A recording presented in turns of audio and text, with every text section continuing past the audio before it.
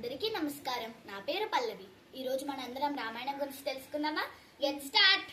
రామాయణాన్ని రచించింది ఎవరు? వాల్మీకి. వాల్మీకి మహర్షికి రామాయణాన్ని ఎవరు ఉపదేశించారు? నారద మహర్షి.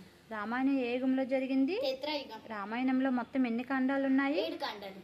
దశరథ మహారాజు ఏ రాజ్యాన్ని పరిపాలించేవారు? అయోధ్య. అయోధ్య ఏ నది ఒడ్డున ఉండేది? సరియు నది. దశరథ మహారాజుకి ఎంతమంది భార్యలు? 3. ఎవరెవరు? కౌసల్య మాత, సుమిత్ర మాత, కైకేయి మాత. దశరథ మహారాజు పిల్లలు పుట్టడం కోసం చేసిన యాగం పేరేమిటి? పుత్రకామేష్టి యాగం. దశరథ మహారాజుకు పుత్రశ్లోకం వల్ల మరణం సంభవిస్తున్న శాపం పెట్టింది ఎవరు?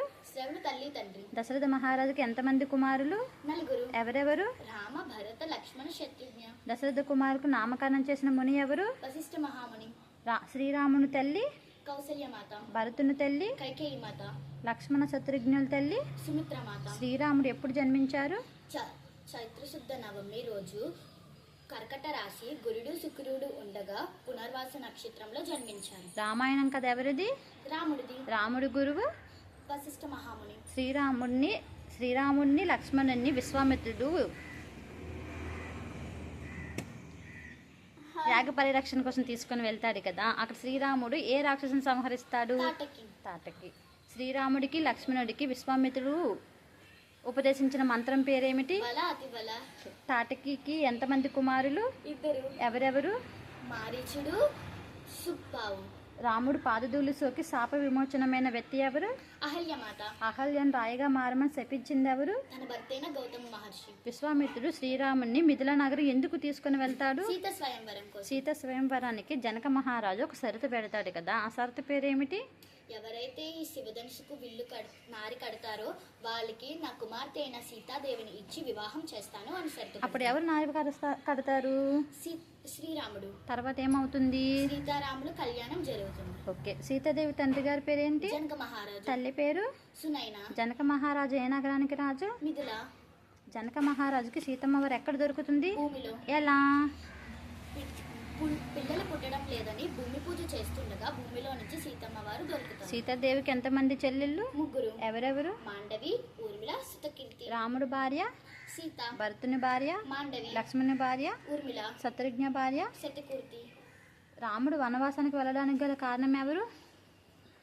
మందర దుర్బోధ ఎవరు? కైకేయి మాత యొక్క దాసి. రాముడు వనవాసానికి ఎన్ని సంవత్సరాలు వెళ్తారు? 14.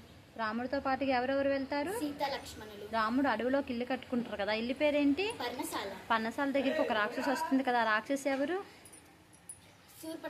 శూర్పణఖకు లక్ష్మణుడు ఏం చేస్తాడు? ముక్కు చెవులు కోసేస్తారు. పర్ణశాల దగ్గర రాముడిని సీతమ్మ వారు ఏం అడుగుతారు? బంగారు లేడి. మరి అది బంగారు లేడియేనా? అది ఒక రాక్షసుడు. అప్పుడు శ్రీరాముడు ఏం చేస్తాడు? ఆ లేడికి బాణం వేస్తాడు. అప్పుడు సీతమ్మ వారికి భయం వేస్తుంది కదా, లక్ష్మణుడితో ఏమంటుంది? లక్ష్మణ మీ అన్నగారు ఏదో ఆపదలో ఉన్నట్టున్నారు, తక్షణమే వెళ్ళి కాపాడు అని అంటుంది. అప్పుడు లక్ష్మణుడు ఏం చేస్తాడు? పర్ణశాల చుట్టూ లక్ష్మణ రేఖ గీస్తాడు. అప్పుడు పర్ణశాల దగ్గరికి ఎవరు వస్తారు? రావణాసురుడు భిక్షగాడు రూపంలో వచ్చి సీతమ్మ వారిని తీసుకొని వెళ్ళిపోతారు. సీతమ్మ ఎక్కడికి తీసుకెళ్ళిపోతారు? లంకకు. అప్పుడు రాముడు లక్ష్మణుడు పర్ణశాల దగ్గరికి వచ్చేసరికి సీతమ్మ వారు ఉంటారా? రాముడు లక్ష్మణుడు సీతమ్మ వారిని వెతకడానికి వెళ్తారు కదా, అక్కడ మార్గ మధ్యలో ఎవరు కనిపిస్తారు?